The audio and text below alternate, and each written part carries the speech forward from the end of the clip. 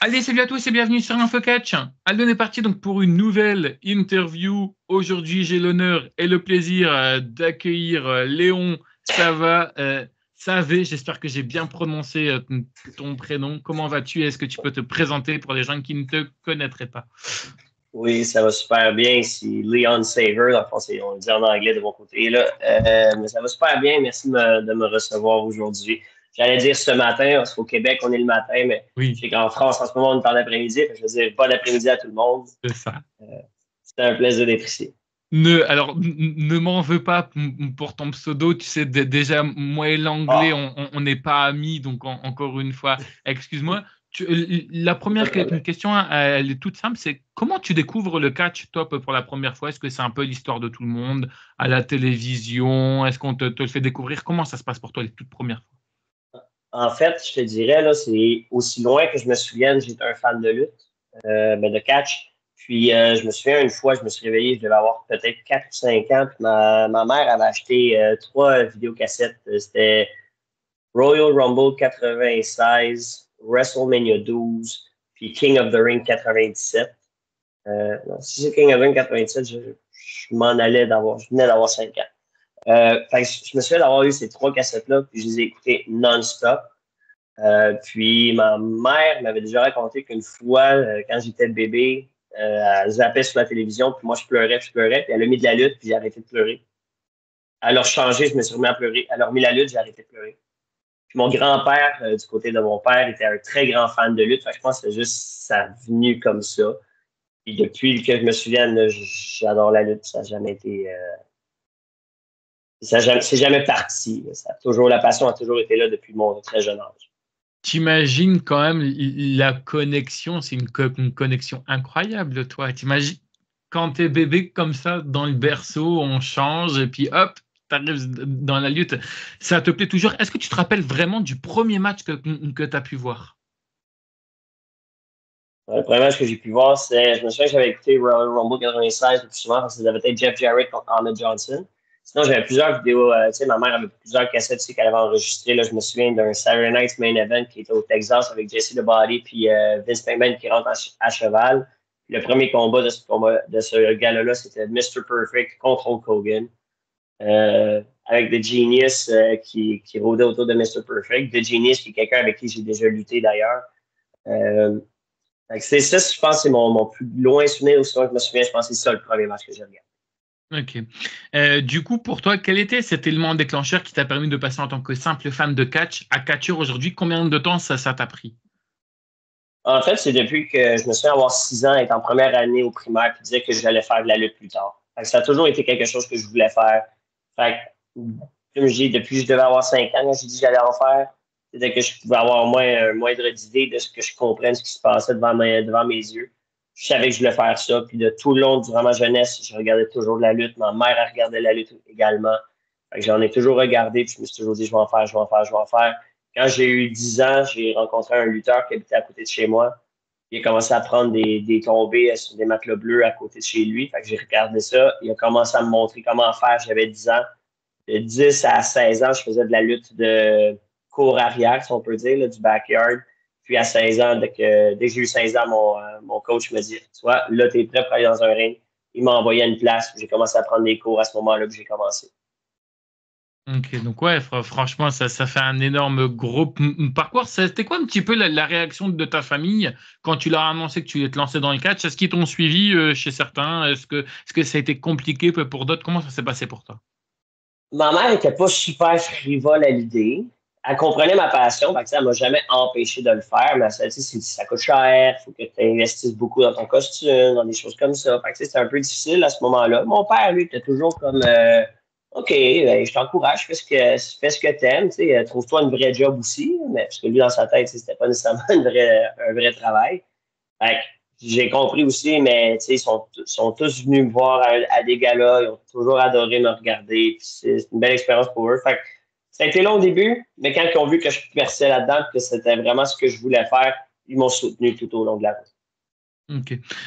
Tu dirais que c'était quoi, toi, le plus compliqué à tes tout débuts? C'est quoi? Bon, bah après, tu expliquais que déjà à l'âge de 10 ans, tu avais déjà plus ou moins commencé, mais Qu'est-ce qui était compliqué pour toi au tout début? C'est quoi? C'est de se prendre des chutes? C'est de se prendre des tombées? C'est quoi la chose la plus compliquée pour toi?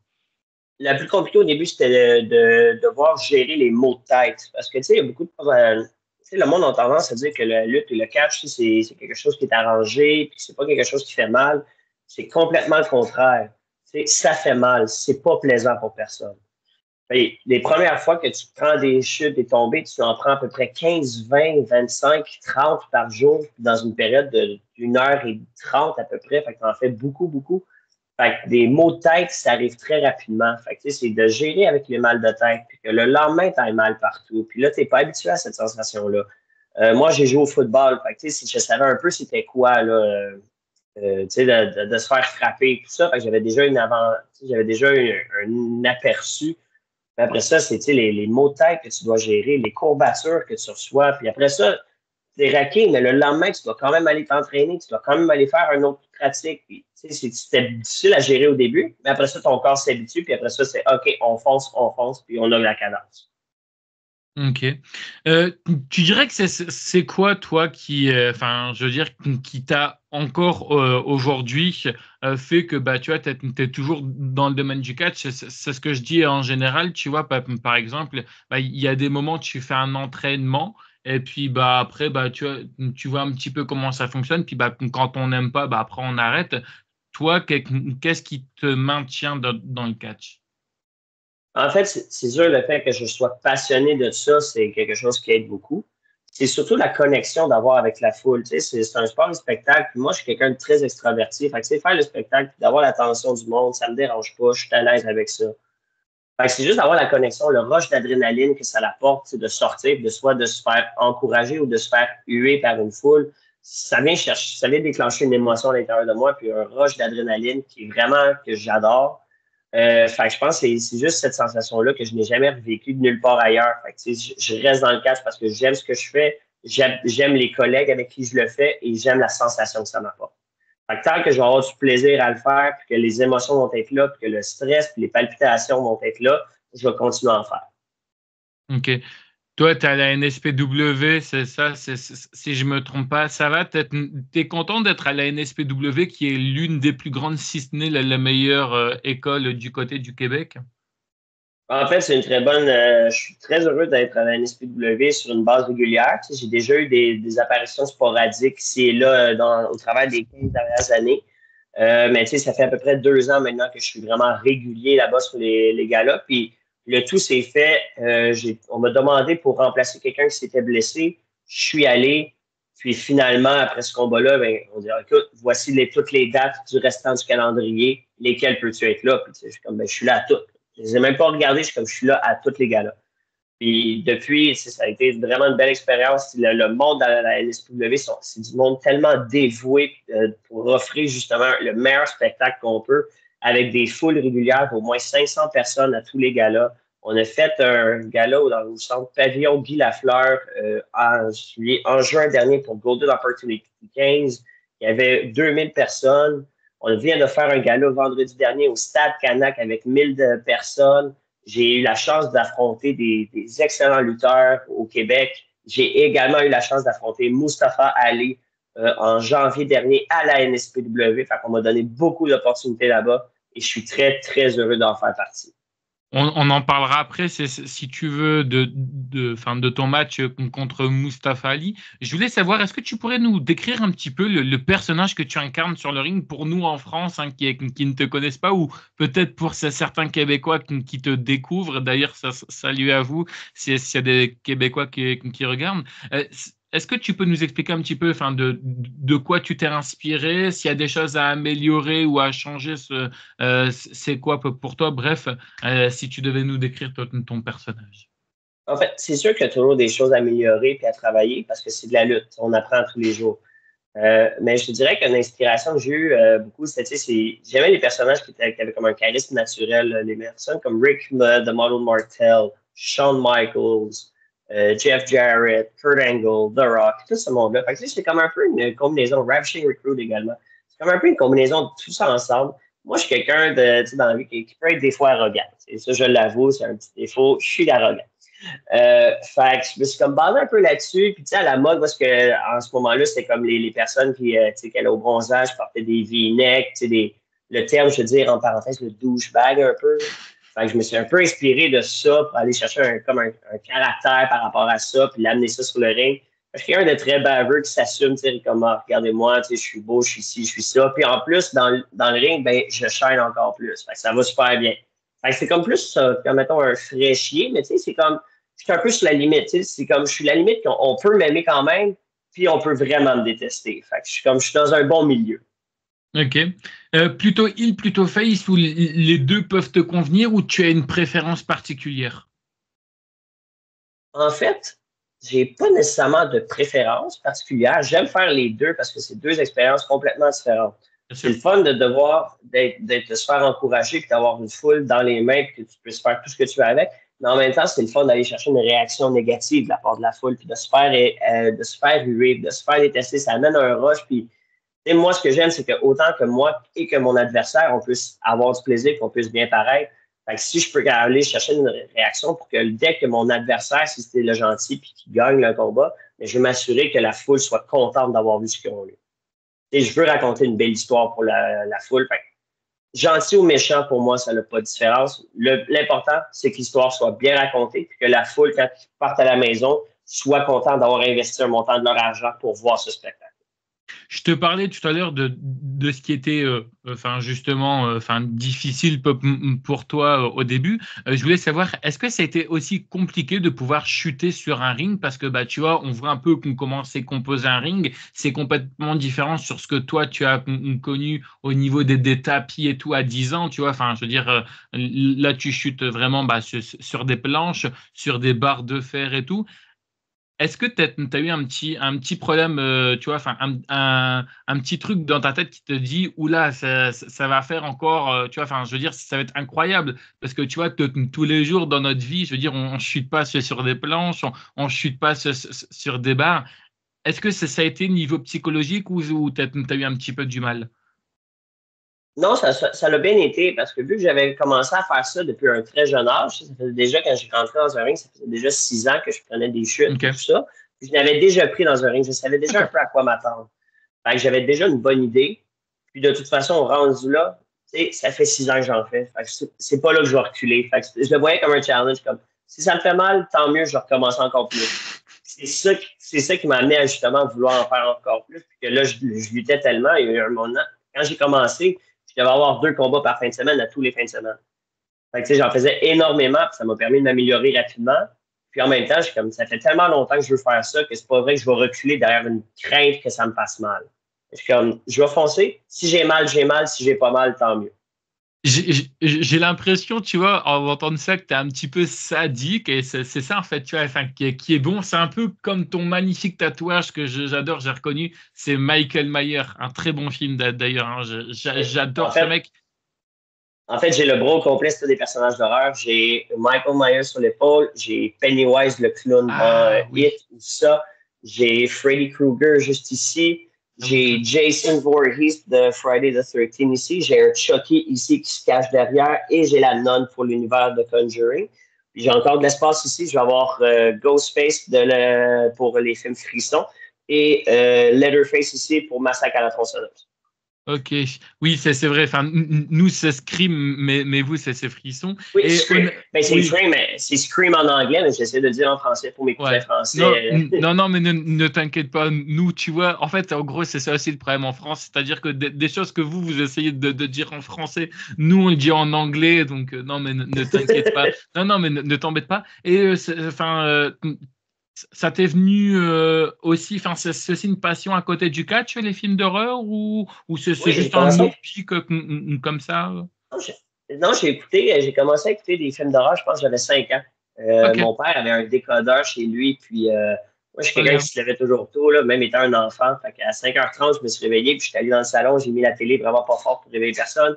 Puis finalement, il était peut-être un peu trop fort pareil. Puis je vais toujours me souvenir, le film qui jouait, c'était Halloween 20 ans plus tard. Oh Et putain, puis énorme. mon père s'est réveillé, il est venu dans le salon, puis quand il regarde, Léon, qu'est-ce que tu fais? Il retourne.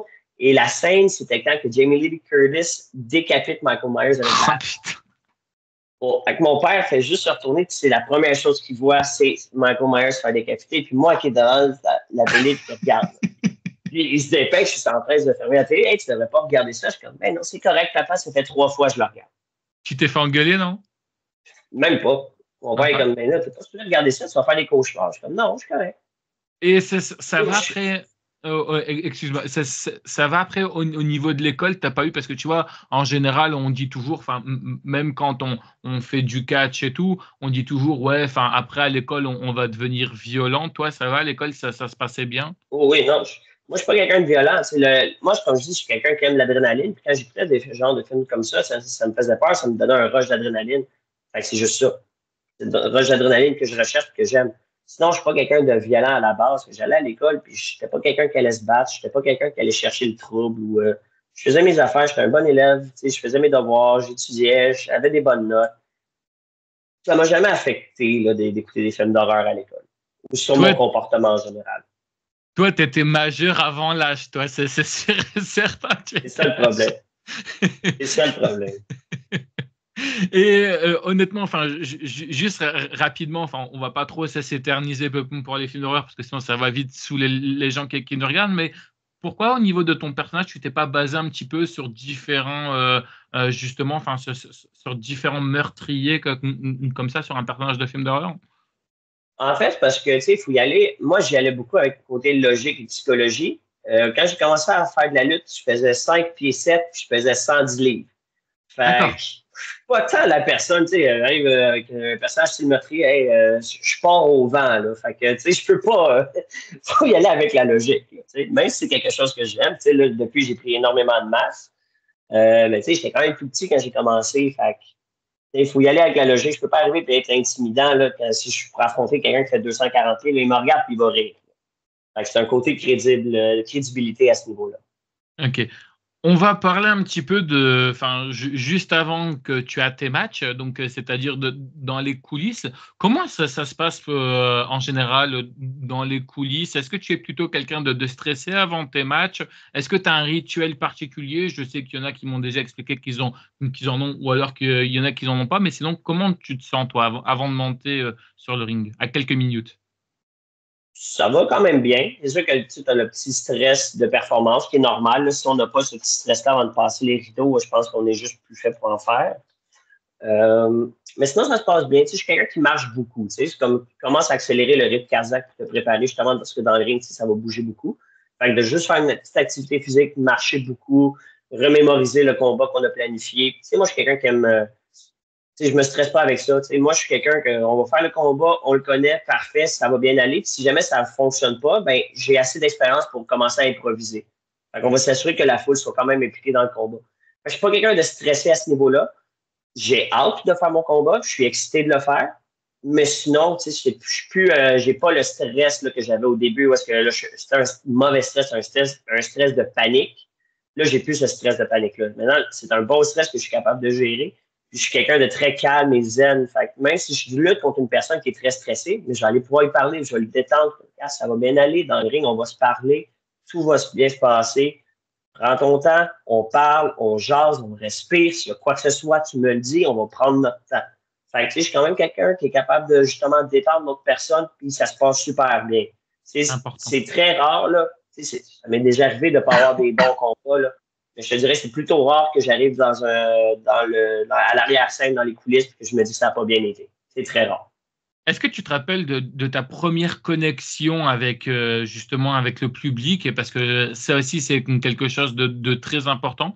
Comment ça a été? Parce que, comme je dis, dans la vie de tous les jours, on ne s'exprime pas peut-être. Après, ça dépend le métier qu'on fait, mais je veux dire, en général, tu vois, je veux dire, on ne s'expose pas devant un public de 200 ou voire plus de 1000 personnes. Comment ça s'est passé pour toi, tes tout débuts devant un public? Ça a quand même bien été parce que j'ai été entouré de bonnes personnes. La première fois que j'ai eu mon premier combat, ça s'est décidé à peu près 15 minutes avant le gala. Il y a quelqu'un qui ne s'était pas présenté. Puis un des lutteurs qui m'avait vu faire des pratiques, souvent, il est venu me voir et m'a dit « Hey, je veux lutter contre toi ce soir, mon adversaire n'est pas là. » Il est allé voir le promoteur. Puis le promoteur m'a dit « Léon, tu as 15 minutes, tu as trouvé un nom, ton poids et ta ville. » OK. J'ai 15 minutes pour trouver tout ça.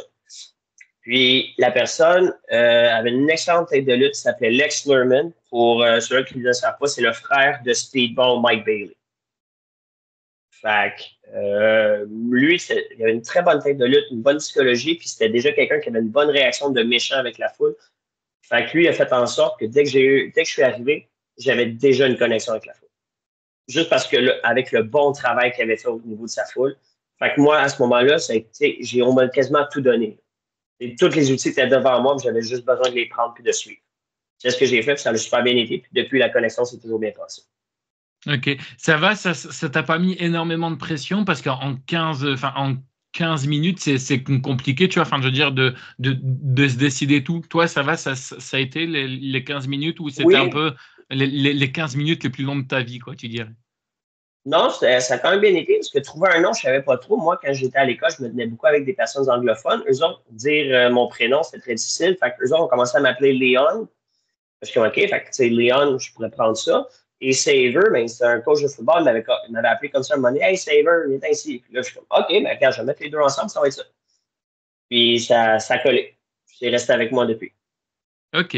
Bah, justement, si jamais je te demande jusqu'à maintenant, quel était pour toi l'un de tes meilleurs matchs et l'un de tes pires matchs? Et est-ce que les meilleurs matchs fait partie justement du match avec Mustafa Ali ou alors ça c'est complètement différent, mais tu peux nous en parler.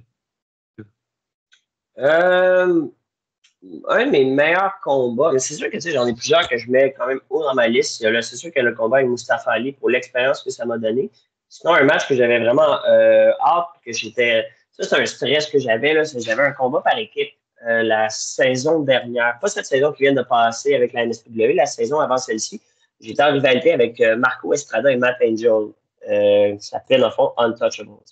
Puis, on avait une guerre pour les championnats par équipe parce que dans mon équipe, on avait les ceintures. Le gala d'après, eux autres, ils ont pris. Le gala d'après ça, on les a repris. Fait que, c'était comme une guerre. On s'échangeait les ceintures tout le temps. Puis là, il fallait se rendre à un match décisif. C'était un match par équipe, Ironman de 30 minutes.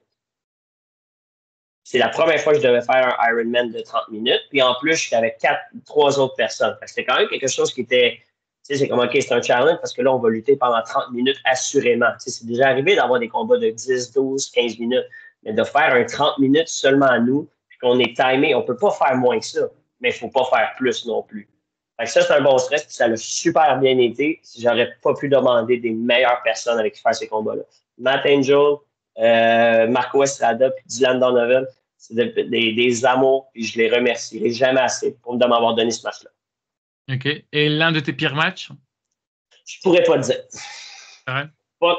Tu sais, c'est sûr que j'ai eu des mauvais matchs, mais à là de dire mon pire match. Non. Souvent, quand j'ai une mauvaise expérience comme ça, j'ai tendance à l'oublier. C'est sûr que j'en ai eu un. C'est sûr et certain que j'ai eu des combats, probablement dans mes débuts, là, qui étaient horribles.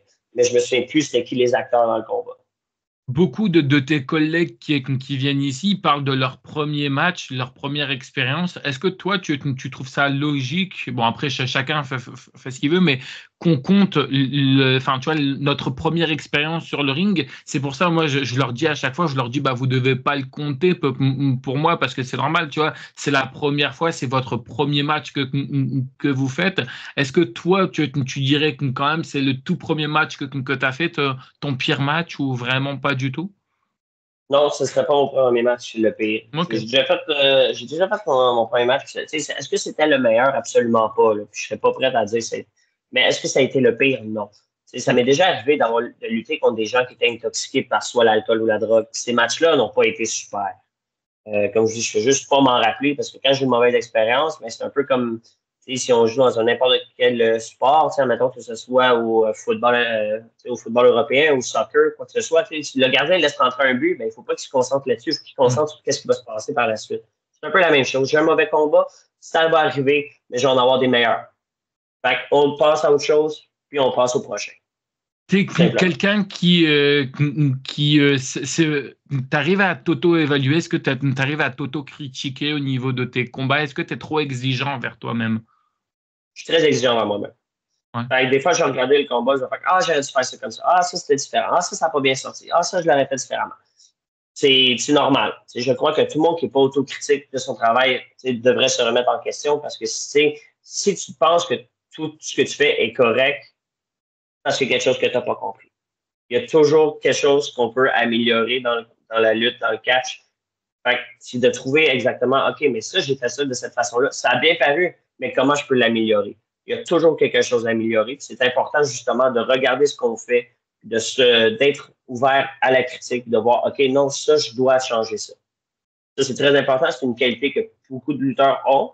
C'est une très bonne chose parce que souvent, quand on est quelqu'un qui est capable de recevoir une critique, bien, ça paraît bien quand on montre quelque chose à quelqu'un, qu'on fasse une petite critique. Il faut que ça soit constructif. Une critique, si c'est pas constructif, ça sert absolument à rien. Le but, c'est de s'aider à s'améliorer, pas de juste se dénigrer. Fait que c'est très important. Oui, j'accepte la critique, qu'elle soit constructive, puis je vais faire la même chose pour les autres. On est dans un milieu qu'on veut s'améliorer, qu'on veut que les personnes reviennent voir le spectacle. Ça, c'est pas juste moi sur le spectacle, on est 20 autres personnes minimum. Fait qu'il faut s'assurer que tout le monde puisse mettre sa part de gâteau là-dedans. Bien sûr, je suis entièrement d'accord avec toi. Tout à l'heure, tu parlais que tu avais affronté justement Mustafa Ali. Est-ce que tu peux nous parler un petit peu de comment tout a commencé, la rivalité, pourquoi avoir affronté Mustafa Ali? Bref, si tu peux nous le raconter. Oui, en fait, dans le fond, j'étais en rivalité avec les membres de l'Union à ce niveau-là. J'étais en équipe avec les Wonder Boys, qu'on s'appelait les DIB. Puis, on a eu un combat avec une stipulation spéciale que le gagnant allait avoir une opportunité spéciale lors de Click-Off 2024. Puis, j'ai remporté le combat. C'est un combat à 4. Puis, quand on m'avait dit quelques mois d'avance, on m'avait dit, je crois, au mois d'octobre, on m'a dit, écoute, au mois de janvier, on a un gros match le planifié pour toi. Mustafa Ali vient de se faire libérer par la WWE, doit respecter sa période de 90 jours. On ne doit pas annoncer quoi que ce soit avant que son 90 jours soit terminé, mais on veut que tu l'affrontes au mois de janvier.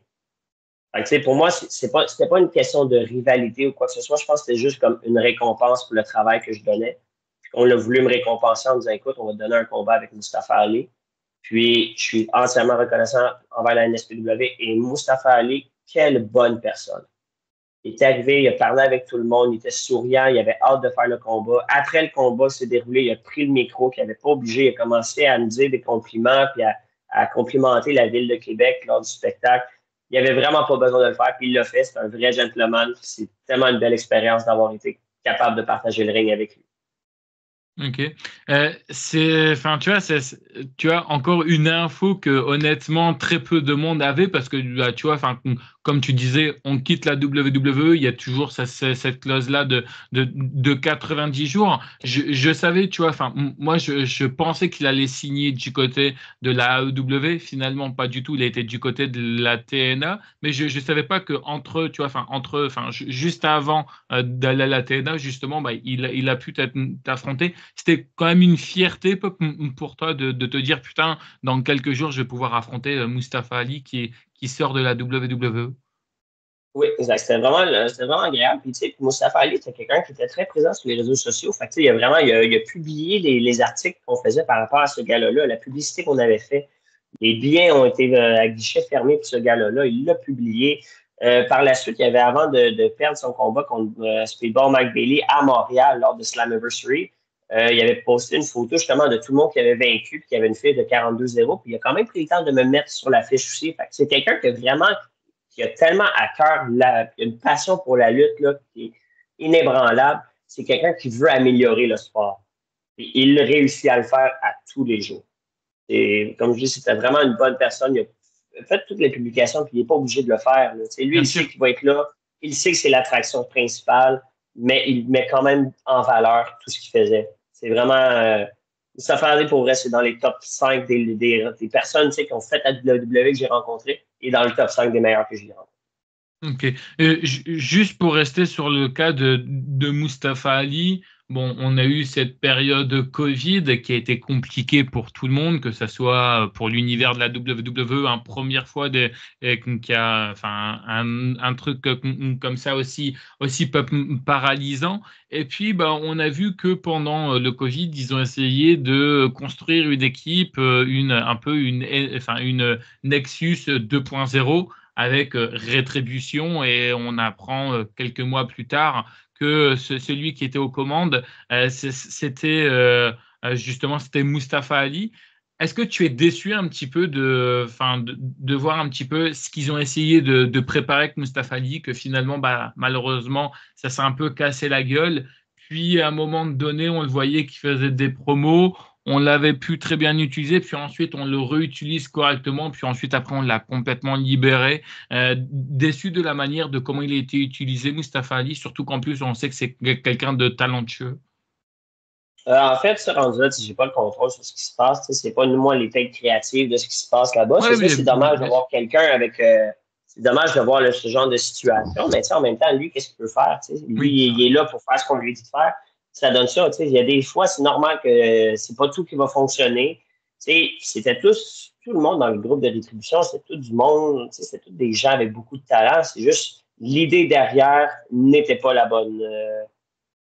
Et c'était juste pas bon, la façon que, c'est le delivery qui était pas bon, c'est juste la façon que le tout avait été monté ou le fait que de prendre du monde de NXT qui sont reconnus puis qu'on sait c'est quoi leur talent, comme Dominic Dijakovic, finalement, tu l'amènes pour lui faire un autre personnage avec un masque dans le visage, c'est comme, c'est à contre-courant.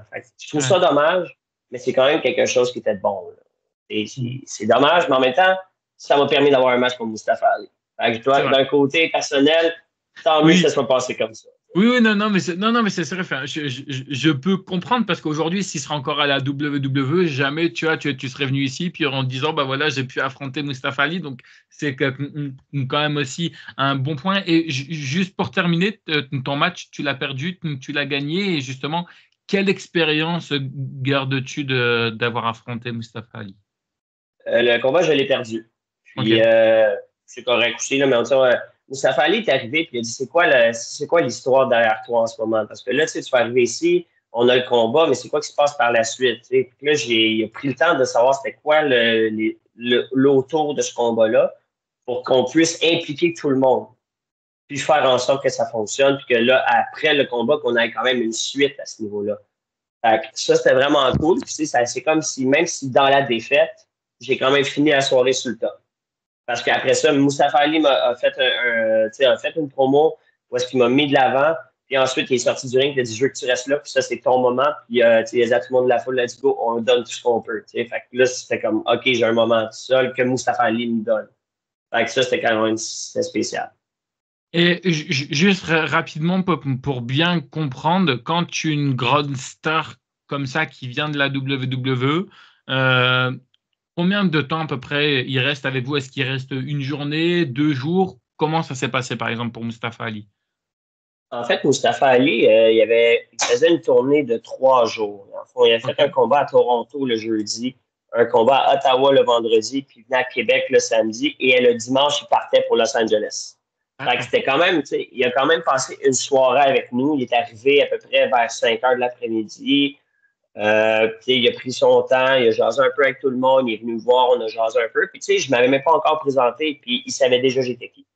2 semaines avant notre combat, le promoteur de la NSPW m'a écrit et m'a dit Écoute, as-tu des combats en simple que tu recommandes à regarder? Je suis comme bah oui, possiblement. Pourquoi? Puis il me dit Parce que c'est Mustafa Ali qui veut les voir. Fait que là, je suis comme OK. Fait qu'une personne qui prend le temps de regarder les autres combats pour voir, mettons, à quoi s'attendre lorsqu'il va venir. Fait que quand il s'est venu, on est tombé face à face, il m'a-tu dit Hey Leon, how's it going? Il s'est présenté. Fait que déjà là, je savais, OK, c'est quelqu'un qui a pris le temps de faire ça. Déjà, ça, c'est spécial. Fait que j'ai une reconnaissance pour ça. Puis après ça, ben, il parlait avec lui, c'était correct. Après le gala, ma mère, elle m'appelle parce qu'elle avait regardé le gala à la télé, puis elle avait mis sur IWTV. Ah, j'ai vu. Puis là, après ça, Mustafa Ali, il a marché en arrière, puis il a vu que je parlais avec ma mère. Il a commencé à parler avec ma mère aussi. Fait que c'est comme, il était super gentil. non, mais Euh, c'est incroyable. Entre Pee-wee, il n'y a pas longtemps que j'ai eu, qui avait affronté Kevin Owens, Sami Zayn et tout. il y avait, Et, c'est et, ça. Puis oui, il a affronté aussi Cody Rhodes aussi. oui, Puis oui, avait affronté. ouais. Cody Rhodes et tout, c'est incroyable. Franchement, non, mais je pense que ça donne justement peut-être envie aux gens de se dire, je vais m'intéresser plus à la NSPW parce que c'est vrai que c'est pas non plus de donner, tu vois, à tout le monde de pouvoir faire venir comme ça des grandes stars. Nous, ici en France, il y en a déjà eu. Je crois qu'il est déjà venu du côté de la PC, si je dis pas connerie qui est une des structures en France connues. Mais c'est vrai que ça doit être franchement incroyable de te retrouver dans le ring avec. Je voulais savoir, toi, au niveau de tes matchs, est-ce que tu as des stipulations particulières qui pourraient te correspondre? Par exemple, est-ce que les matchs hardcore, les matchs échelle, chaise, bref, est-ce que ça pourrait t'intéresser dans le futur? Est-ce que tu t'intéresses là actuellement ou vraiment pas du tout? Ben, c'est sûr, c'est quelque chose que j'ai déjà fait. Puis OK. surtout des combats d'échelle, je dois en avoir au moins 20 à mon actif. Oui, quand même. Euh, Puis moi, ça ne me dérange pas parce que ça fait différent. C'est tant que je puisse offrir quelque chose de différent et qu'on puisse monter l'histoire convenablement, mais c'est toujours un plaisir de le faire. Tu sais. Puis les combats d'échelle, je pense j'en avais eu un. Non, non. J'avais lutté, dans ma tête, j'avais déjà lutté tu sais, un combat d'échelle, on était 6. Après ça, j'en ai fait à peu près 3 ou 4 de ceux-là. Après ça, j'ai eu des combats d'échelle en simple, j'ai eu des combats d'échelle à 3 personnes. Fait que, tu sais, je n'ai eu plusieurs, j'ai eu des combats hardcore aussi. Je suis pas quelqu'un qui a peur de ce genre de choses-là, avec des stipulations spéciales. Même j'aime ça parce que, comme je dis, c'est très différent. Mais oui, puis, tu sais, encore une fois, tu sais, je sais un peu ce qui s'en vient pour moi dans la prochaine année. Puis, tu sais, il va y avoir des combats avec des stipulations spéciales qui s'en viennent. Ok, tu vois, moi, ce qui est bien un peu au niveau de mon fonctionnement, c'est-à-dire que je te lance sur un sujet, je te laisse parler, puis au moment où tu parles, je ne sais pas pourquoi, j'ai une question en rapport avec ça qui commence à me fuser à la tête. Je voulais savoir un petit peu, est-ce que vous avez un site spécial, est-ce que vous avez un partenariat spécial avec des personnes qui créent des chaises, des échelles ou autres, ou alors vous allez un peu comme tout le monde, disons, dans un magasin de bricolage ou autre? Comment ça se passe pour une structure comme ça de catch quand on veut des échelles, des chaises? Puis, principalement, nous, on va aller se les procurer. OK. On va aller au magasin, on va aller s'acheter l'échelle qu'on a besoin, on va aller s'acheter les armes qu'on veut utiliser lors du combat. Il n'y a pas vraiment de partenariat à ce niveau-là, là. Du moins pas D'accord, pour OK. l'instant. Ok, non mais je pensais que vous travailliez genre par exemple tu vois enfin avec une usine tu vois spéciale un peu comme enfin comme ça existe pour les ceintures tu vois pour les ceintures je sais qu'en général on travaille avec une usine et c'est fait comment à peu près parce que ça m'a toujours perturbé au niveau des cannes de stick c'est quoi exactement c'est un bâton de canne c'est quoi c'est du bambou C'est c'est fait dans, quoi. oui, c'est des lanières de bambou qui sont toutes rattachées ensemble. Fait que, tu sais, au moment de frapper, ça va faire un effet de pincement.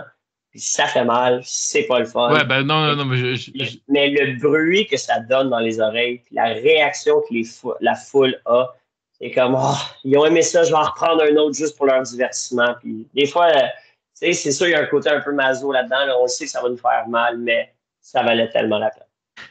Et du coup, ta première expérience avec une échelle, alors comment ça s'est passé, la sensation, c'était quoi? Ouch!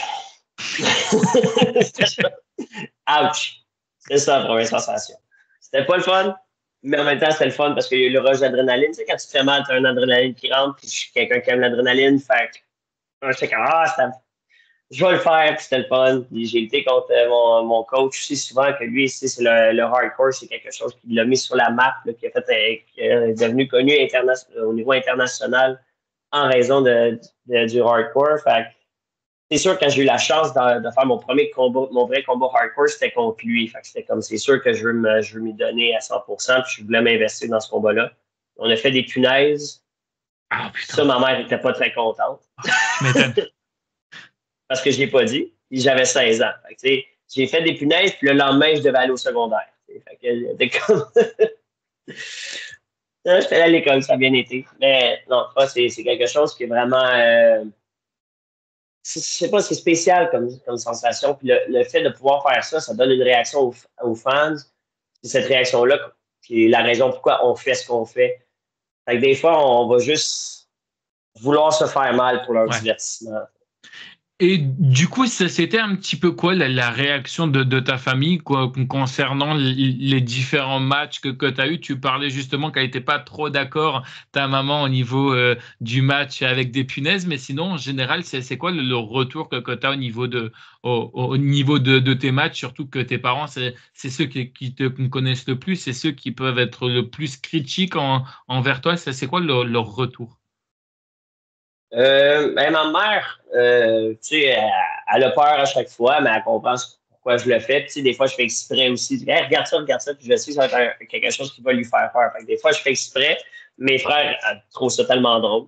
Tu sais, j'ai un de mes frères qui aime la lutte, l'autre, pas tant que ça, mais tu sais, ça ne dérange pas de me regarder. Puis il me dit, ah, tu vas avoir des armes dans ton match? Oui, ok, je veux voir ça. C'est ça, lui, il veut voir ça. Il veut me voir me faire mal. Fait que, tu sais, c'est un divertissement quand même, c'est quand même drôle.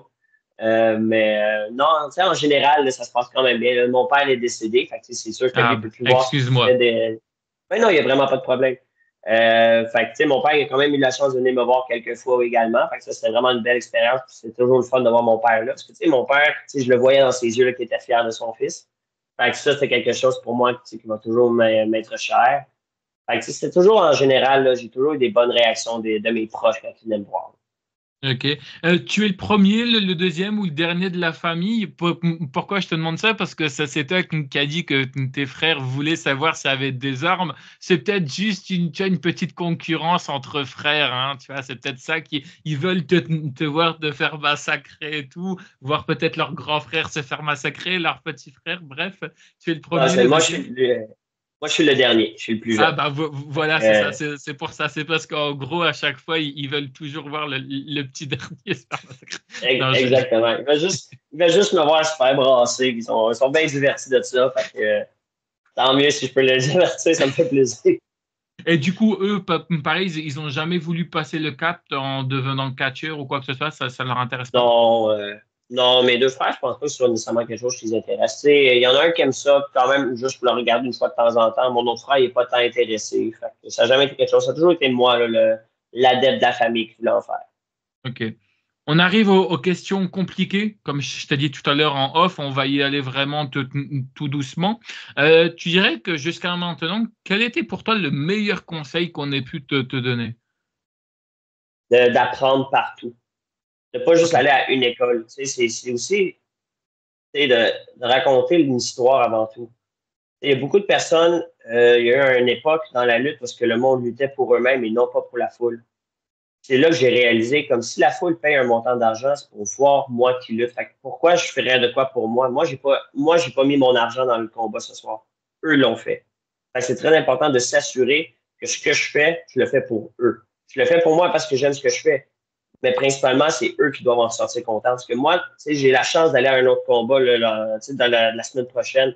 Eux, s'ils n'ont pas aimé leur expérience, ils ne reviendront pas. Puis on veut s'assurer qu'ils reviennent. Ça, c'est quelque chose qui m'a toujours tenu dans la tête. C'est pour ça que chaque combat que je fais, je veux m'assurer que la foule aime ce qu'ils voient. Ça, c'est un des meilleurs conseils que j'ai. C'est compliqué parfois aussi. Bon, tu vois, enfin, je veux dire, pour différentes raisons, hein, il y a des moments où on peut être en forme, il y a des moments où on ne peut ne pas être en forme. C'est comme tu disais tout à l'heure, tu vois, enfin, avec les meilleurs et les pires matchs, souvent on oublie les pires matchs, mais est-ce que c'est compliqué, tu le ressens, d'être tout le temps à 100% dans ces matchs? C'est pas compliqué, mais il y a toujours une façon de tourner autour. Tu sais, des fois, ça se peut arriver qu'on ait un combat avec quelqu'un, que la personne soit blessée ou ait Ouais. mal à un membre du corps, comme écoute, il faut qu'on fasse attention à ça. Ben, il n'y a pas de problème, on va monter une histoire autour de ça, parce qu'on va laisser justement, si tu as mal au genou, mais je vais faire en sorte que tu ne cours pas beaucoup. Et il y a toujours une façon de tourner autour puis d'offrir quand même quelque chose à notre saveur, tout en restant en sécurité. Puis ça, c'est quelque chose, c'est une de mes bonnes forces parce que je suis capable de monter un combat comme ça. Fait que ça, je suis content de ça. Fait que je peux lutter contre n'importe qui, puis ça va me faire plaisir. Puis même si c'est une limitation, on va tourner autour, puis on va quand même se faire du plaisir. Gagnant-gagnant à ce niveau. Une question, vous êtes plus ou moins d'accord, enfin, vous avez tous un avis différent, et c'est ça aussi qui est important. Et moi, c'est ton avis à toi que je veux, c'est pas l'avis de quelqu'un d'autre. Hein. C'est ce que je dis à chaque fois dans mes interviews. Je veux parler un petit peu du kayfabe. En fait, en gros, pourquoi je veux te parler de cette question-là, c'est qu'il y a un rapport. C'est parce qu'en fait, moi, j'ai vu différents, en fait, tu vois, enfin, différents niveaux de choses. Il y en avait qui étaient dedans, il y en avait qui étaient hors kayfabe. Je voulais savoir, est-ce que toi, quand tu arrives à la fin d'un combat, à cette fameuse table de signature, de où est-ce qu'on va faire des photos, bref, la table de merchandising, est-ce que tu restes dans ton personnage? Est-ce que tu es hors personnage? Est-ce que pour toi, il faut rester dedans? Est-ce qu'il faut être dans son personnage? C'est quoi, toi, ton avis là-dessus? Je pense que tu donnes un peu des deux. Parce que je comprends que si tu es méchant, puis que tu as de la marchandise que tu veux vendre, il faut quand même que tu sois approchable. Si quelqu'un t'approche puis tu l'insultes, ben, cette personne-là ne voudra pas venir acheter ton chandail ou une photo ou venir prendre une photo ou une signature. Fait qu'il faut que tu gardes quand même ton personnage. Comme si, mettons, quelqu'un, un enfant, me dit hey, tu as triché. Comme, non, non, non, moi, si j'ai triché, l'arbitre l'aurait vu puis il ne l'a pas vu. Fait que c'est pas triché, ça. Fait que tu gardes quand même le fait que j'ai été méchant, oui, j'ai triché, mais tu divertis un peu l'enfant, tu discutes avec lui, puis si après ça, il veut prendre une photo, mais ça te fait plaisir parce que si cet enfant-là n'est pas là, ben moi, je ne suis pas là. Fait qu'il faut toujours ne pas oublier cette partie-là. Ouais. Je comprends, tu sais, puis de toute façon, maintenant, avec les réseaux sociaux, c'est difficile de garder un kayfabe actif à 100%. Parce que le monde va voir après ça qu'on est peut-être allé partir manger au restaurant avant de faire la route, puis qu'on est tout le monde ensemble, puis qu'on se fait du plaisir. Fait que les fans peuvent avoir accès à ça. Fait que c'est plus difficile. Garde ton personnage, mais reste quand même un être humain avant tout. Dans la vie de tous les jours, tu pourrais vivre, être ami avec ton personnage ou ça risque d'être compliqué? C'est compliqué, il me taperait ses nerfs. Ok. Je sais pas moi, aller boire un verre avec, tu pourrais? Ah, ça oui, parce que, tu sais, on le fait pour l'anecdote. Hein. L'anecdote est toujours le fun. Fait que, tu sais, ça ferait des belles histoires. Mais, tu sais, mon personnage, c'est une partie de moi, mais vraiment expansive, tu sais, multiplié par 1000. Fait que, tu sais, c'est juste le côté excentrique du personnage qui, des fois, à un moment donné, serait peut-être un peu too much de le voir à tous les jours. Mais non, tu sais, c'est quand même quelque chose. Je suis pas mon personnage, c'est pas une mauvaise personne. C'est un douchebag, c'est pas une mauvaise personne. Fait que Est-ce que c'est compliqué d'avoir une vie personnelle quand on est catcheur? Est-ce que toi, personnellement, tu arrives à avoir une vie personnelle? Est-ce que tu arrives à avoir une petite amie? Est-ce que tu arrives à se sortir avec tes amis parfois le week-end ou des fois c'est un peu compliqué? c'est un peu compliqué, c'est sûr, parce que je fais beaucoup de lutte. Fait que, tu sais, on est souvent sur la route. Tu sais, ma copine était dans la lutte également. Fait que, tu sais, ça nous permet de comprendre un peu plus. Mais, tu sais, voir ma famille, tout ça, là, tu sais, des fois, ma mère, elle m'appelle. Puis, c'est quand je te revois, là, faut que je prenne un rendez-vous. Je suis comme, ben, écoute, voici mon horaire. Fait que, tu sais, trouve une journée là-dedans. Parce que, tu sais, c'est sûr que là-dessus, j'ai la lutte. J'ai également mon travail à l'extérieur. Fait que, tu sais, j'ai un travail qui prend 40 heures de mon temps. Des fois, je travaille en soirée. Fait que, tu sais, je peux pas aller faire la route jusqu'à chez toi pour venir chez moi pour me mettre à travailler. Puis des fois, quand je vais finir de travailler, mais j'ai 1 heure de route pour aller chez toi. Il est rendu trop tard le soir, il faut que je revienne. Fait que des fois, c'est compliqué. Mais tu sais, mettons, il y a des galas, puis il y a des fins de semaine où est-ce que je suis chanceux que j'ai pas nécessairement beaucoup de lutte. Comme ce week-end, j'ai justement un gala dimanche. Fait que qu'est-ce que je fais? Ben, le samedi, ça fait longtemps qu'on n'a pas fait ça. Je fais un souper avec ma famille, avec ma mère, mes frères, ma nièce. Fait que ça va me faire du bien, ça va faire, ça va être un plaisir, j'ai vraiment hâte, mais c'est rare que ça arrive. Fait que dès qu'on a l'opportunité, on le prend. Je pense que si ta maman, elle voit l'interview, elle va être d'accord avec ce que je vais te dire. C'est normal. C'est ta maman, tu as encore son petit bébé, tu vois, à ses yeux. Donc, du coup, Absolument. elle prend soin de toi. Tu parlais rapidement que tu avais une copine qui était dans le catch. Est-ce que c'est un avantage et également aussi un inconvénient? Parce que, bah, tu vois, bon, bah, déjà, elle comprend un petit peu, tu vois, enfin, ta passion pour le catch, alors que quelqu'un de extérieur pourrait peut-être ne pas comprendre, mais est-ce que tu dirais, toi, que c'est un avantage ou un inconvénient d'avoir une copine dans le catch? C'est les deux, je te dirais. Parce que oui, d'un côté, c'est un avantage, elle comprend ce que je fais, puis elle vit la même chose. Mais des fois, c'est un désavantage, parce qu'on va peut-être avoir des visions différentes, puis ça peut amener à des petits conflits. Fait que des fois, il faut juste être capable de bien doser à ce niveau-là. OK. Et ça va, ça se passe plutôt bien le fait enfin, que vous êtes en couple et tout dans le catch parce que tu sais, tu vois, enfin, souvent, enfin, c'est pas à toi que je vais apprendre ça, mais tu vois, c'est un peu un monde de requins, le catch et tout. Ça va, Absolument. ça se passe plutôt bien, votre Oui, mais tu relation? sais, oui, on n'a pas le contrôle sur toutes les choses qui se passent, mais tu sais, c'est pas un problème. Tu sais, on savait dans quoi qu'on s'embarquait. Ok. Il n'y Et a pas de problème. vous arrivez à avoir un moment à vous hors catch, à un moment où on met le catch de côté, on se dit bah voilà, certes le catch, bon c'est quelque chose qui certes nous passionne, mais là c'est un moment à vous deux, un dîner, un cinéma et tout, où on oublie le catch pendant 1 heure ou C'est, deux. c'est rare qu'on a la chance, mais quand ça arrive, on essaie d'en profiter. C'est un regret pour toi de ne pas avoir ça, ou alors c'est un choix complet?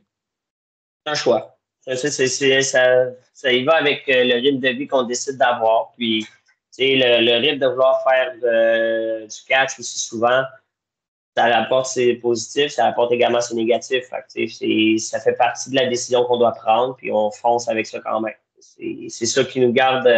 On vit une passion, puis on a la chance justement d'être capable de vivre notre passion. C'est pas tout le monde qui a cette chance-là. Fait que moi, j'en profite.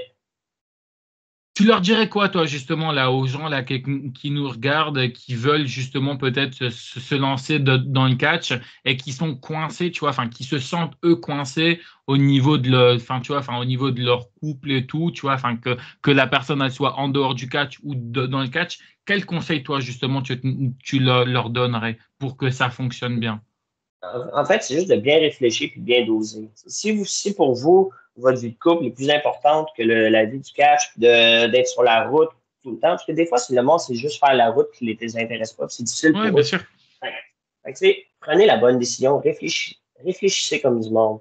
Parce que, tu sais, il y a beaucoup d'avantages à faire du catch, tu sais, les rencontres que tu fais, les personnes avec qui tu vas partager le ring, les soirées, justement, dans les restaurants, dans les bars, prendre un petit verre avec le monde, tu sais, le côté social de ça, c'est vraiment le fun. Mais ça a également des effets négatifs au niveau psychologique de tu vois pas souvent ta famille, tu vois pas souvent ta copine, tu vois pas souvent tes enfants, tu es souvent sur la route, et même des fois, si tu veux avoir des enfants, c'est c'est quelque chose qui est difficile, que faut que tu sois ouvert à l'esprit que si lorsque viendra le temps d'avoir des enfants, de ralentir pour être présent pour tes enfants, c'est ça qui est l'important. Tu sais, tu ne mets pas des enfants au monde pour que ce soit la gardienne qui C'est les sûr. élève, tu veux être présent. Fait que réfléchissez vraiment comme du monde à ce que vous voulez faire, puis foncez. Il n'y a pas de mauvaise décision. Fait que si vous voulez en faire, faites-en. Assurez-vous d'avoir un bon milieu autour de vous. Assurez-vous d'avoir un bon support system. Assurez-vous d'être Ouais. bien entouré. Ça va fonctionner. Mettez-y l'effort, mettez-y l'énergie. Vous avez le talent pour persévérer. Vous avez le potentiel. Faites-le. Et pour toi, c'est quoi les avantages et les inconvénients d'un catcheur? Ben, les avantages, c'est tu te promènes. Tu sais, je fais beaucoup de routes. Je me retrouve dans plusieurs villes. Fait que je vois plusieurs paysages, je vois plusieurs personnes, je vois plusieurs communautés, je vois plusieurs choses. Mais les inconvénients, c'est que j'ai pas beaucoup de temps pour moi-même. Et des fois, j'aimerais ça pouvoir aller prendre un verre avec un ami, mais lui, sa seule C'est ce qu'on disponibilité, disait, ouais. c'est le samedi soir, mais moi, samedi soir, c'est très rare que j'en ai un. Ouais. Fait que des fois, c'est d'essayer de trouver un meilleur temps. Comme, OK, on peut aller déjeuner le lendemain, Fait que c'est beaucoup c'est beaucoup d'entretien pour les relations amicales. Fait que c'est quand même difficile. Tu sais, j'ai un bon support. Comme je dis, j'ai beaucoup de support là-dedans. J'ai plusieurs de mes amis, c'est des fans de lutte, fait qu'ils comprennent ma réalité. Fait que, tu sais, ils sont ouverts à ça aussi, qu'on se voit un peu moins souvent, mais dès qu'on a la chance de se voir, on le fait puis on s'amuse comme des fous. Si je te dis qu'est-ce qui est compliqué en étant catcheur, tu me recites tout ce que tu viens de dire là ou tu as aussi d'autres choses que tu trouves qui est compliqué en étant lutteur? Ben, en étant lutteur, il faut y aller avec les. Il y a des blessures qui peuvent arriver. Moi, je me Ouais. suis blessé souvent. J'ai eu une fracture de la clavicule contre Two Cold Scorpio en 2016. J'ai dû me faire opérer. Ça, c'est 5 mois que je suis resté à la maison. Fait que, tu sais, je peux pas travailler, je pouvais pas travailler pendant 3 mois. Je pouvais pas lutter. Je pouvais pas rien faire. Je devais faire de la physiothérapie. Fait que c'est énormément de temps pour quelque chose que je veux faire comme étant en ce moment qui est un passe-temps qui me rapporte quand même un montant d'argent à chaque fois, mais c'est pas signifiant pour dire que je peux en faire une vie. Fait que, tu sais, c'est un sacrifice que tu dois faire, c'est des choses dans lesquelles tu dois réaliser. Par la suite, tu te blesses, mais là, après, c'est un travail. Qu'est-ce qui se passe avec ton travail? Parce qu'un accident à la lutte, c'est pas couvert là, par l'assurance emploi ici. Là. Fait qu'il faut que tu trouves une façon. Comment tu fais pour faire rentrer? Comment tu fais pour faire avoir de l'argent? Est-ce que tu trouves un autre emploi? Fait que c'est beaucoup de facteurs stressants qui peuvent arriver en cas de blessure. Puis, tu sais, moi, j'ai eu ça, je me suis fait opérer là. J'ai été opéré à l'épaule pour un accident de travail. J'ai un ligament déchiré dans le genou. J'ai eu des commotions cérébrales. Je me suis cassé le nez. Il y a eu plusieurs blessures. Fait que c'est de comment tu vas gérer ça. C'est ça, des fois, c'est un inconvénient. Aujourd'hui, tu vois, enfin, je veux dire, tu te sens bien, tu pourrais pas vivre sans le catch, quoi. Le catch, on sent vraiment, tu vois, enfin, quand tu parles, que ce soit tout le monde, on sent vraiment, tu vois, que c'est quelque chose qui est incrusté en toi. Toi, de toute façon, tu te vois, disons, jusqu'à quel âge dans le catch, à peu près? Je sais pas. Tant que mon corps est capable de suivre et que j'aime encore ça, j'aimerais ça continuer. Si je vois que mon corps et que je suis plus capable d'offrir la qualité de combat que je veux donner, à ce moment-là, ça va être le temps pour moi de me retirer. Et je veux pas avoir l'air de la personne qui essaie qui se retient, puis que finalement, à chaque combat que je fais, le monde font juste comme Ah, oh, s'il vous plaît, arrête. Un Je veux peu pas me comme rendre Ric là. Flair, quoi. Genre, tu sais, son dernier combat, là, c'était triste à voir. Ouais. Tu sais, mais je veux pas me rendre là. Non, non, mais je peux comprendre. Puis en plus, avec l'âge, au bout d'un moment, il faut aussi savoir se mettre des limites. Alors, oui, c'est vrai qu'après, tu vois, enfin, je veux dire, tu peux être quand même dans les coulisses, tu peux ouvrir ton école de catch. Je pense que c'est ça un petit peu ce qu'il faut faire. Avec du recul, est-ce que tu regrettes aujourd'hui d'être catcheur ou pas du tout? Aucunement. C'est la meilleure décision de ma vie d'avoir percé. Ok. Non, mais au Meilleure moins, décision. au moins, c'est bien. Tu vois, là, je pose la question, boum, boum, boum, tu vois, tu tires. Non, mais Et c'est, c'est quelque chose qui me passionne ouais. énormément. Puis le fait de pouvoir avoir le cadre de faire ça. Puis là, tu sais, le mois prochain, ça va faire 16 ans que j'en fais tu sais, dans les Ah ligues oui. Ah oui. régulières au Québec. Fait que ça a été une très bonne chose. Ça m'a apporté tellement de choses, tellement de bonnes choses également. Si je devais recommencer à zéro, je le ferais sur un claquement de doigts. Ton adversaire le plus compliqué, c'était qui? Pas vraiment d'adversaire compliqué. Euh, Les compliqués, Ça cette dépend parce question, que je suis désolé. non, c'est J'ai enfin réussi à le bloquer. Oui, oui, oui. non, mais en fait, c'est pas nécessairement que c'est compliqué, c'est qu'il va y avoir des matchs qui vont être différents. C'est pas que c'est D'accord. compliqué, c'est juste que c'est différent. Fait qu'il faut Oui. qu'on y ait une approche un peu plus différente. Mais c'est pas compliqué pour autant, parce que de la lutte, ça reste la même formule. Ok. Fait que j'ai pas un adversaire compliqué. Il y en a que c'était comme un peu plus de travail, mais je pourrais pas dire que c'était compliqué. Ok. C'est important aussi pour toi parce que moi, comme je t'ai dit tout à l'heure en introduction, l'anglais, c'est vraiment catastrophique chez moi. Heureusement que j'ai un traducteur avec qui je peux faire certaines interviews. Sinon, hormis de dire Hello, my name is Dylan, c'est catastrophique. L'anglais, c'est important dans le catch, hein. De l'autre côté, oui. Parce Ouais. que, tu sais, moi, je dis oui, je vis au Québec, dans un quartier francophone, mais tu sais, nos voisins de l'Ouest, en Ontario, ça ne parle pas nécessairement français. Puis il y a plusieurs Ouais. personnes également au Québec qui ne parlent pas nécessairement français, qui parlent anglais. Moi, j'ai appris l'anglais à un très jeune âge. Fait que, heureusement pour ça, je me suis toujours intéressé à la langue, parce que c'était plus facile pour moi de l'apprendre. Mais au Québec, c'est vraiment quelque chose de très important. Puis juste au niveau international, si je ne disais pas un mot français, un mot en anglais, ça aurait été très difficile de planifier un combat avec Mustafa Ali. Ouais, je me Ça, c'est doute. sans dire. Tu sais, j'ai lutté contre Mustafa Ali, j'ai lutté contre, comme j'ai mentionné plus tôt, j'ai lutté contre Lanny Poffo de Genius, qui est le frère de Macho Man, j'ai lutté contre Kevin Owens, j'ai lutté avec Gangrel, j'ai lutté avec plusieurs personnes que si j'avais pas une connaissance en anglais, ça aurait pu compliquer la donne vraiment énormément. Ok. Le catcheur qui t'a le plus impressionné parmi ceux que tu viens de citer, Mustafa Ali. Mais Mustafa Gangrel Ali? aussi, parce que Gangrel, tu sais, il a quand même été rendu à 54 ou 55 ans quand je l'ai affronté. Dans le fond, je l'ai affronté l'année dernière. Puis, tu sais, il y a un genou vraiment en mauvais état. Puis, tu vois, quand il marche à l'extérieur du ring, tu vois qu'il a de la misère avec son genou. Puis, rendu dans le ring, là, ça paraît même pas. C'est comme s'il avait 20 ans. Il bougeait, puis ça roulait. Puis, c'était comme, wow, j'étais vraiment impressionné. Ok. Puis, Kevin Owens, c'est une machine. Ça n'a juste pas de sens. C'est une J'ai- machine. Même chose pour Mike Bailey. J'ai affronté Mike Bailey quelques fois. Puis, lui, avec lui, ça n'a juste aucun sens. C'est une toupie. Lui, il court partout. Il revole, il kick. Je sais pas comment il fait. Je sais pas comment il Ouais, fait. non, mais je me doute. Une J'ai machine. j'ai- j'ai déjà vu un match de Maïbeli et je veux bien comprendre. Justement, on parle un petit peu enfin, d'une question un peu sombre. Alors, je sais qu'en général, tu vois, enfin, on n'ose pas trop en parler parce que, bah voilà, tu vois. Après, moi, j'aimais aussi qu'on en parle parce que, tu vois, on est aussi humain avant tout. Est-ce que ça t'est déjà arrivé un petit peu, comme tout le monde, d'avoir des moments un petit peu de burn-out par rapport au niveau du catch parce que bah, je sais pas, tu vois, enfin, des fois on se cherche un petit peu, on se demande un peu si on a fait les bons choix et tout. Est-ce que toi, ça t'est déjà arrivé d'avoir des burn-out par rapport au catch? Non, pas par rapport à la lutte. La lutte, ça a Non. toujours été quelque chose, justement, si ça allait pas bien, mettons, dans ma vie personnelle, mais la lutte, c'était toujours là pour moi. Fait que la lutte, ça a toujours été un escape. Tu sais, ça a toujours été une place où je peux aller et que je sais que je vais me faire du plaisir. Parce que tous mes problèmes de vie, quand je suis dans un ring, mes problèmes n'existent pas. Fait que c'est un tout autre monde, puis j'en profite. Fait que j'ai jamais eu de burn-out au niveau de lutte. Ok. Jusqu'à aujourd'hui, qu'est-ce que tu dirais que le catch t'a apporté? Beaucoup d'amitié, beaucoup de blessures, mais tellement de mémoires, de souvenirs, d'anecdotes que je pense encore aujourd'hui qu'ils me font tellement rire. je sais qu'il y en a d'autres moments comme ça qui s'en viennent. Fait que j'ai vraiment hâte. On dirait, là, pour moi, c'est mon activité sociale. Fait que, je vais à un gala de lutte, je sais que je vais avoir du plaisir avec plein de monde. Je vais pouvoir jaser de tout et de rien. Je vais pouvoir faire des blagues avec d'autres. On va pouvoir parler de plein de choses. Et pour moi, c'est tellement plaisant. Ça m'a vraiment amené pas mal plus de positif que de négatif. Ok, on finit avec 4 dernières questions. Puis encore une fois, merci à toi d'avoir accepté mon interview.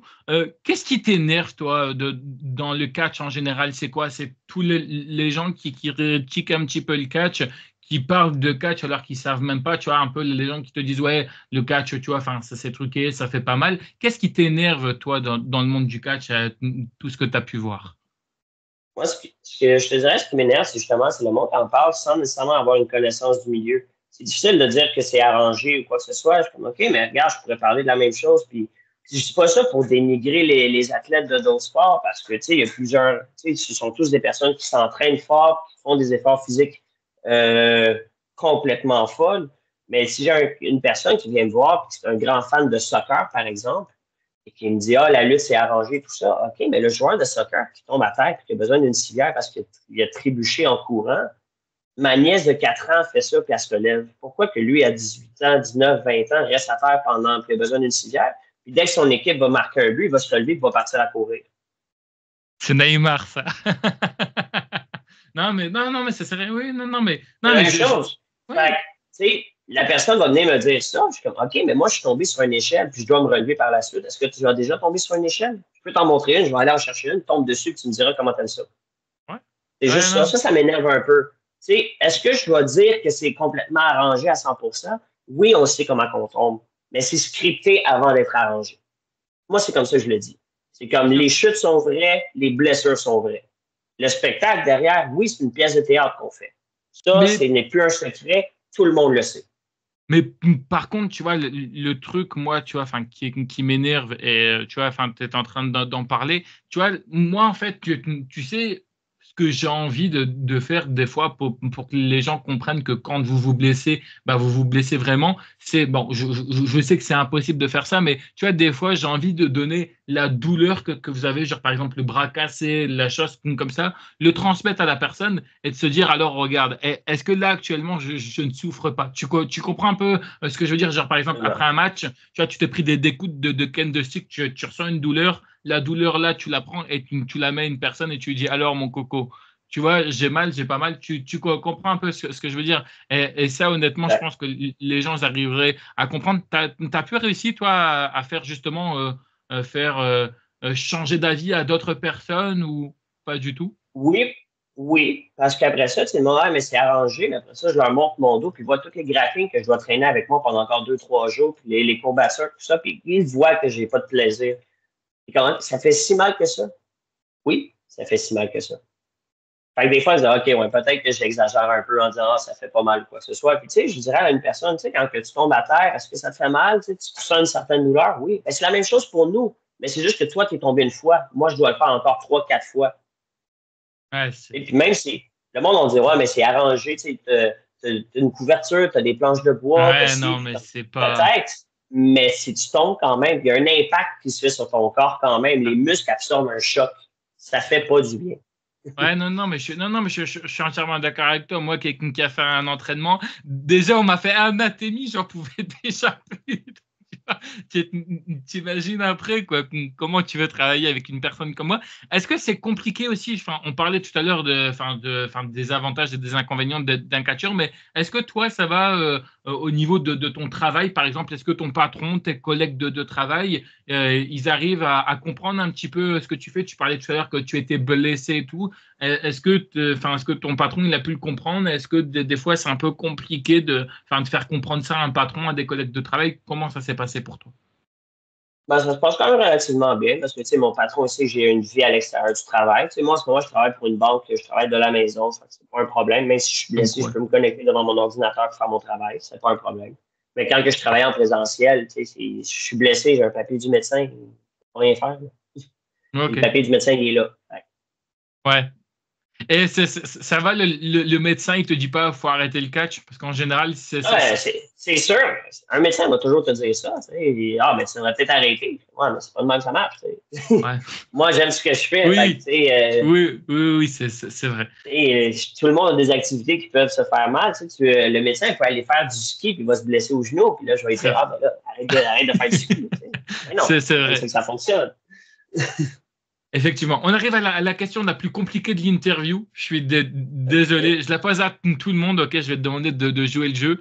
Je vais te donner une baguette magique, OK, virtuelle. Tu as la possibilité de faire apparaître 3 catcheurs de ton choix. Ça peut être des catcheurs qui sont morts actuellement. Ça peut être des catcheurs qui sont toujours vivants. Si jamais tu avais l'opportunité d'affronter n'importe quel catcheur, 3, j'en voudrais. Quel catcheur souhaiterais-tu affronter si tu avais la possibilité d'affronter un catcheur? Alors, tu peux me dire que peut-être 3, c'est compliqué. En général, j'en demandais un seul, mais là, j'en demande 3 parce qu'on m'a tellement respecté sur cette chaîne que quand tu dis oui à un tel, tu peux pas dire non à l'autre. Donc, du coup, je voudrais 3 noms de catcheurs que tu aimerais affronter ou des catcheurs morts ou vivants actuellement. Il n'y a pas de problème pour ça. Ric Flair, Shawn Michaels, Eddie Guerrero. OK. Pour des raisons particulières? Ric Flair, juste le prime qu'il y avait dans les années 80. Juste okay. le fait d'être dans le ring avec Ric Flair, c'est une chose. Shawn Michaels, qui est une machine de lutte, puis le charisme, puis tu sais qu'avec lui, ça va avoir un excellent combat. Fait que je le ferais juste pour l'expérience. Puis Eddie Guerrero, qui est, à mes yeux, un des meilleurs lutteurs qui a jamais existé. Juste d'être dans le ring encore là avec cette personne-là, ça serait un apprentissage énorme. Ça serait mes 3 choix. Et avec, si, admettons, tu m'avais dit 4, j'aurais dit Steve Austin aussi là-dedans là, pour juste vivre l'atmosphère d'être dans un combat avec Steve Austin. Mais sinon, là, de mes 3 choix, ça serait Ric Flair, Shawn Michaels, Eddie Guerrero.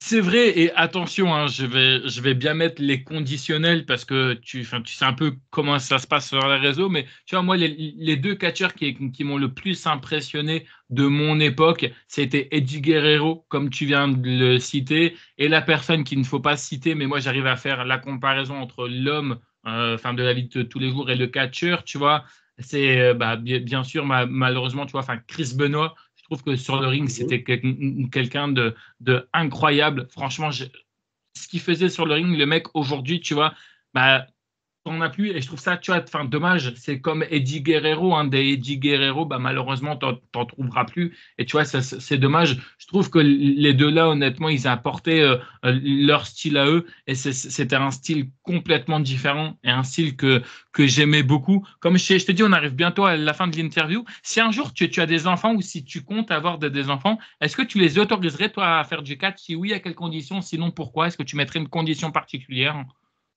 Je ne mettrais pas une condition nécessairement particulière. S'ils veulent en faire, c'est leur décision. Moi, mes parents ne m'ont jamais empêché d'en faire. Je n'empêcherai pas mes enfants d'en faire. Cependant, je connais le milieu. Fait que je vais m'assurer d'être derrière eux pour bien protéger mes enfants dans cette situation-là. Il y a des organisations qui ne sont pas nécessairement favorables. Fait que je m'assurerai que mes enfants n'aillent pas nécessairement jouer dans ces places-là. Mais en même temps, c'est de l'expérience. Il faut qu'aller chercher l'expérience. Il faut que de eux se fassent une propre idée de ce que ce serait. Mais en même temps, je ne les laisserai pas se lancer sans les aider là-dedans. Tu n'aurais pas peur, toi, de l'image de ce qu'ils donnent dans le catch, tu vois, être le fils de la fille d'eux. Est-ce que tu aurais aussi, parce que tu vois, souvent, c'est un peu une peur, tu vois, d'un catcheur. Je sais que j'avais eu récemment, tu vois, j'avais eu, j'ai oublié son prénom, ça y est, Martel, mais j'ai oublié son prénom. Sean Martel. Sean Martel, voilà, merci, excuse-moi. J'avais comme nom en tête Rick Martel, mais bref, mais tu vois, le fait, tu vois, que c'est en génération de génération comme ça. Est-ce que toi aussi, ça serait aussi une peur pour toi, si tes enfants un jour prennent ton nom ou prennent ta place? Non, ça ne me ferait pas peur. Puis, tu sais, c'est un peu comme on prend Sean Martel, par exemple. Sean Martel a un potentiel énorme. Ça fait vraiment pas longtemps qu'il lutte, puis il est déjà excellent. Ouais. Fait que, tu sais, si c'est dans leur sang, ils vont trouver leur propre recette, puis je vais les encourager là-dedans. Ouais, mais en plus, je lui ai dit, tu sais, je vais te dire un truc, c'est pas par rapport à, c'est pas par rapport à ton prénom, mais je lui ai dit clairement, toi, c'est sûr et certain que tu vas aller le plus loin possible. Je lui ai dit, et il est très, très, très heureux, et je pense que tu dois être d'accord avec moi. Et du coup, comme je te dis, allez, on finit vraiment avec 2 dernières questions. Puis encore une fois, merci à toi d'avoir accepté cette interview. Tu parlais tout à l'heure d'anecdotes. J'aime bien un petit peu avoir des anecdotes, disons, un petit peu croustillantes. Est-ce que tu as une anecdote drôle ou moins drôle qui t'est arrivée à toi ou qui est arrivée à quelqu'un sans citer de prénom? Parce que j'ai pas envie, tu vois, d'avoir des problèmes. Les anecdotes, j'ai pas vraiment d'anecdotes précises, là, mais c'est juste être dans les bars. On est allé une fois dans un restaurant, puis on a commencé à mettre la musique. On avait des lutteurs latinos qui, eux autres, ont commencé à danser avec les serveuses. Puis là, après ça, il y a un micro. Fait que là, on a commencé à faire du karaoké. Là, un des lutteurs a chanté une chanson sur le bar. Puis après ça, on a tout lancé les tables. Puis dès qu'il a fini sa chanson, il nous a sauté dessus, genre dans un dive. Fait qu'on a fait ça dans le restaurant, tout le monde nous regardait, capotait, mais là, les serveurs vont aimer ça, fait qu'ils nous amènent des pichets de bière, puis on continue à faire le party. Tu sais, ça, c'est une belle anecdote que j'aime. Tu sais, c'est ce genre de choses-là que j'adore qui arrivent après les galas de lutte. Ok, mais au moins c'est bien. Mesdames, vous voyez un peu, pour ceux qui sont en dehors du catch, vous voyez comment vos maris s'occupent après le catch.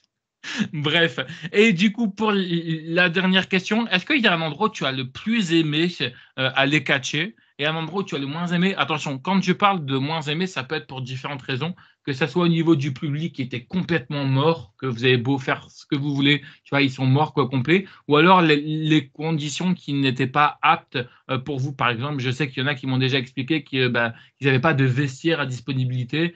Par exemple, tu vois, de toilettes aussi également qui doivent se changer dans des toilettes, dans des camions. Est-ce que toi, tu as pu vivre un petit peu ces différentes choses et quel est le meilleur endroit où tu as le plus aimé aller catcher et l'endroit où tu as le moins aimé aller catcher? Je dirais l'endroit que j'ai le plus aimé. Il n'y a pas vraiment d'endroit que j'aime le plus parce que c'est toutes des expériences différentes. Que je sois à la zone portuaire au Saguenay, qui avait 5000 personnes, ou que je lutte au Stade Canac, ou au Pavillon Guy Lafleur, ou au Centre Le Diamant à Québec, ce sont tous de bonnes places. J'aime aussi les Faux-Fun électriques à Montréal également, qui est une atmosphère tellement différente. J'aime ce que je fais. Puis des fois, c'est juste l'expérience. Des fois, tu vas être dans un endroit où tu peux juste te changer dans un camion, mais essaie de prendre le meilleur de cette situation-là puis donne un spectacle aux fans. C'est ça l'important. Et on a décidé de donner notre temps pour faire ça. Fait que peu importe si c'est pas le meilleur, c'est pas adéquat ou c'est pas le meilleur vestiaire, mais regarde, t'as plein de gens autour de toi. Amuse-toi avec ces gens-là, puis fais en sorte qu'on passe quand même une belle journée. Fait que je pourrais pas dire qu'il y a une pire place. C'est vraiment, tu sais, prends ce qu'il y a, prends ce que tu as, puis fais le meilleur de ce que tu as. Moi, c'est ce que je fais. Je pense que c'est une belle phrase pour terminer. Je te remercie beaucoup en tout cas pour cette interview. Je vais te laisser la conclure avec ce que tu veux, que ce soit promo, réseaux sociaux, bref, où on peut te retrouver prochainement. Puis encore une fois, mille merci à toi pour cette interview. Ça me fait grand plaisir. Vous pouvez toujours me suivre à la page Leon Savers sur Facebook, Leon.Savers sur Instagram. Suivez la page de la NSPW, le Battle War à Montréal, la NCW. Il y a tellement de promotions là, pour lesquelles je pourrais faire des promos en ce moment, mais je n'aurais pas le temps. Il y a plusieurs, suivez-moi, comme je vous dis, sur les réseaux sociaux. Suivez la page de la NSPW, suivez la page de la TUW, la Thetford Ultimate Wrestling. Il y a tellement de promotions, comme je vous mentionne. Faites des recherches. N'hésitez pas, si vous avez besoin vous avez des questions pour moi, n'hésitez pas, écrivez-moi, je suis très disponible.